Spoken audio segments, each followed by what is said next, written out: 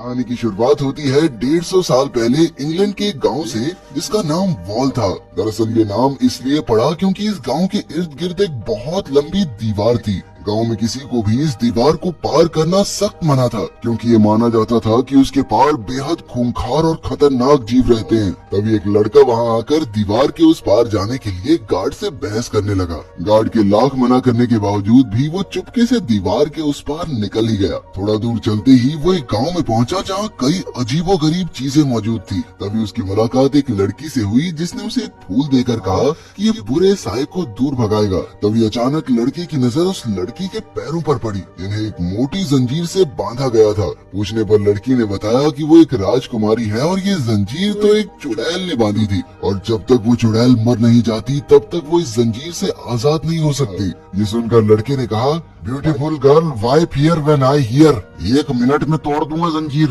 उसने जंजीर काट डाली, लेकिन उसी पल वो फिर से जुड़ गई। खैर, इसके बाद उन दोनों ने मजे से वो शाम साथ गुजारी और बाद में लड़का वापस अपने घर लौट आया। इस घटना के ठीक 9 महीने बाद दीवार का गार्ड उस लड़के के घर आया और उसे एक टोकरी दी जिसके अंदर एक बच्चा मौजूद था। असल में ये बच्चा उसे राजकुमारी से हुआ था। उस आदमी ने बच्चे का नाम ट्रिस्टन रखा। इसी तरह देखते देखते कई साल गुजरे और ट्रिस्टन अब 18 साल का हो गया। ट्रिस्टन विक्टोरिया नाम की एक लड़की को दिलो जान से चाहता था, लेकिन विक्टोरिया को उसमें कोई खास दिलचस्पी नहीं थी। इसके बाद हम उसी जादुई गांव को देखते हैं जहां का राजा अपनी आखिरी सांसें गिन रहा था। राजा के बेटे गद्दी के लिए एक दूसरे के खून के प्यासे थे, इसलिए मरने से पहले राजा ने अपने गले का लॉकेट निकाला जिसमें एक हीरा था। उसने कहा कि जिसके छूते ही ये हीरा एक लाल रूबी में बदल जाएगा, वही यहाँ का राजा बनने का हकदार होगा। उसी पल वो लॉकेट आसमान में उड़कर एक तारे से टकरा गया। जैसे ही वो वापस गांव में गिरा तो उसे गिरते हुए ट्रिस्टन और विक्टोरिया भी देख रहे थे। ट्रिस्टन ने कहा,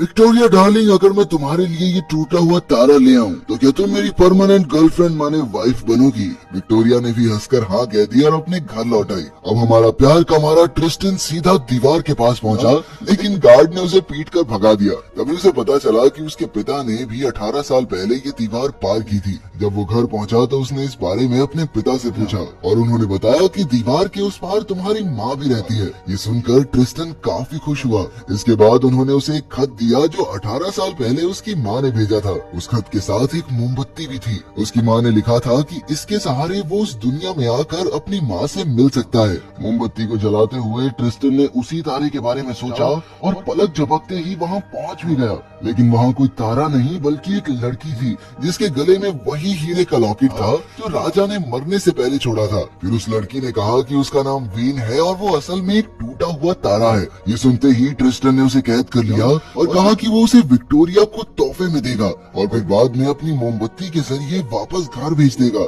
जैसे तैसे वीन उसके साथ जाने को राजी हो गई। तभी हम 3 चुड़ैलों को देखते हैं जो 200 साल से उस तारे के जमीन पर आने का इंतजार कर रही थी। असल में उनका मानना था कि उस तारे के दिल को चीर कर वो फिर से जवान हो जाएंगी। फिर उनमें से एक चुड़ैल ने एक जानवर को मारकर उसका दिल खा लिया और उसी वक्त वो फिर से एक जवान हसीना में बदल गई। उधर राजा के तीनों बेटे प्राइमस, टर्टस और सेप्टिमस आज भी लॉकेट की तलाश में थे।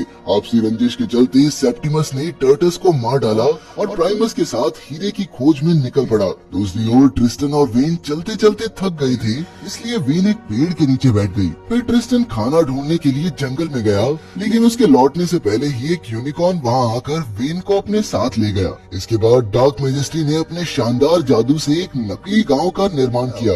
उसकी बहनों ने उसे बताया कि वो तारा वेन बहुत जल्द यहाँ आने वाली है। थोड़े ही समय में वेन वहाँ आई और डार्क मैजेस्टी उसे बहला फुसला कर अपने घर ले गई। उधर ट्रिस्टन उसी पेड़ के नीचे सो रहा था। फिर आसमान में मौजूद बाकी तारों ने, जो शायद वेन के भाई बहन हैं, ट्रिस्टन को बताने की कोशिश की कि वेन खतरे में है। तभी उसे सपना आया कि 3 चुड़ैलों ने तारे को मारकर उसका दिल ले लिया। जैसे ही उसकी आंख खुली तो उसे प्राइमस दिखाई दिया। प्राइमस ने उसे अपने तांगे में लिफ्ट तो दे दी, लेकिन ज्यादा बारिश होने की वजह से उन्हें एक गांव में रुकना पड़ा। ये वही गांव था जो उस चुड़ैल ने अपने जादू से बनाया था। डार्क मैजेस्टी वेन को मारने ही वाली थी, लेकिन तभी प्राइमस वहाँ आ गया। इसके बाद उसने सोचा कि पहले इसको रास्ते से हटाती हूँ, उसके बाद मारूंगी। तभी एक खूबसूरत लड़की प्राइमस के पास शराब लेकर आई, लेकिन प्राइमस ठहरा सख्त लौंडा तो उसने शराब पीने से साफ मना कर दिया। इसके बाद वो ग्लास लेकर ट्रिस्टन के पास पहुंची, लेकिन जैसे ही ट्रिस्टन उसे पीने वाला था तभी उस यूनिकॉर्न ने आकर उसके हाथ से ग्लास गिरा दिया। इससे ट्रिस्टन को एहसास हुआ कि वेन जरूर आसपास ही मौजूद है। वो तुरंत उस घर की तरफ दौड़ा, लेकिन वहाँ जाकर उसने देखा कि डार्क मैजेस्टी ने प्रिमस को मार डाला था। फिर वो वेन को मारने के लिए आगे बढ़ी, लेकिन ऐन वक्त पर ट्रिस्टन ने अपनी मोमबत्ती जलाई और वो दोनों गायब होकर एक बादल में अटक गए। असल में वो मोमबत्ती उसका इस्तेमाल करने वाले को उसी जगह ले जाती थी जिसके बारे में वो सोच रहा होता था, लेकिन क्योंकि वो दोनों अपने अपने घर के बारे में सोच रहे थे इसलिए वो बीच में ही फंस गए,